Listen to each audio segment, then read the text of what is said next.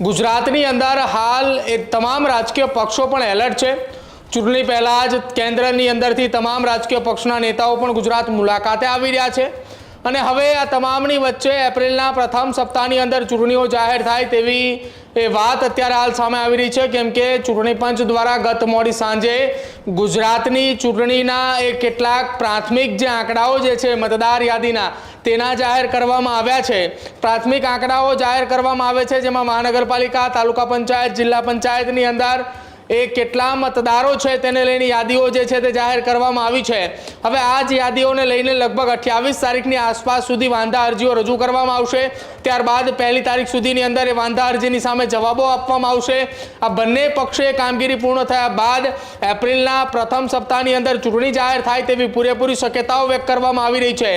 ગુજરાતની અંદર સૌથી મહત્વપૂર્ણ વાત એ છે 8 મહાનગરપાલિકા સિવાયની અન્ય નવી બનેલી મહાનગરપાલિકા એટલે કે 15 મહાનગરપાલિકાઓ છે, જેમાં બાકીની 9 જેટલી નવી જે મહાનગરપાલિકાઓ બની છે તેમાં સૌથી મહત્વપૂર્ણ ચૂંટણીનો જંગ જે છે તે જામવાનો છે।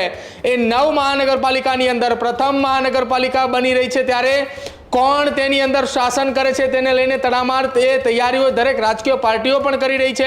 જો કે આમ આદમી પાર્ટીએ પોતાની પ્રથમ યાદી તો જાહેર કરી દીધી છે, પરંતુ આ તમામની વચ્ચે દરેક રાજકીય પાર્ટીના પક્ષના કેન્દ્રના નેતાઓ પણ ગુજરાત પ્રવાસે આવી રહ્યા છે અને જે પ્રાથમિક આંકડાઓ સામે આવી રહ્યા છે કે ચૂંટણી પંચ દ્વારા જે મતદાર યાદી જાહેર કરવામાં આવી છે, જેની અંદર 4 કરોડ કરતાં પણ વધારે મતદારો હોવાની વાત કરવામાં આવી રહી છે, ત્યારે હવે જોવાનું રહેશે કે સ્થાનિક સ્વરાજ્યની ચૂંટણીની તારીખો ક્યારે સામે આવે છે। એપ્રિલના પ્રથમ સપ્તાહની અંદર જે વાત થઈ રહી છે એ પ્રથમ સપ્તાહની અંદર જો ચૂંટણી જાહેર થાય છે તો એ કઈ તારીખો આવે છે, કેમ કે હવે એ ગણતરીના દિવસો ઘડાઈ રહ્યા છે ચૂંટણીના, કેમ કે તમામે નગરપાલિકાની અંદર મહાનગરપાલિકા, જિલ્લા પંચાયત, તાલુકા પંચાયતમાં વહીવટદાર શાસનની નિમણૂક પણ કરી દેવામાં આવી છે કે જાણે ટર્મ પૂરી થઈ ચૂકી છે। એટલે હવે તત્કાલ ધોરણે બને તેટલું જલ્દી કે જે બેઠકો ખાલી પણ પડી છે અકાળે અવસાને અથવા અકાળે જે બેઠકો ખાલી પડી છે એ બેઠકો પર પણ ચૂંટણી થવાની છે।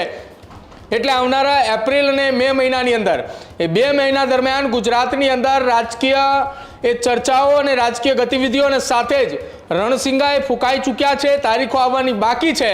તારીખો આવે તે પહેલાં જ દરેક રાજકીય પાર્ટીએ પોતાની કમર કસી રહી છે। ઉમેદવારોની પસંદગી ક્યાંક ને ક્યાંક એ દરેક તાલુકા, જિલ્લા લેવલ અને મહાનગરપાલિકાની એ ભારતીય જનતા પાર્ટી હોય, કોંગ્રેસ હોય કે આમ આદમી પાર્ટી હોય, દરેક રાજકીય પાર્ટીએ શરૂ પણ કરી દેવામાં આવી છે। ત્યારે ચૂંટણી પંચ હવે કઈ તારીખે જાહેર કરે છે કે મતદાન ક્યારે થશે। હજુ સુધી તમે અમારી ચેનલને સબસ્ક્રાઇબ નથી કરી તો અત્યારે જ ન્યૂઝરૂમ ગુજરાતને સબસ્ક્રાઇબ કરો, ફેસબુક અને ઇન્સ્ટાગ્રામ પર ફોલો કરો।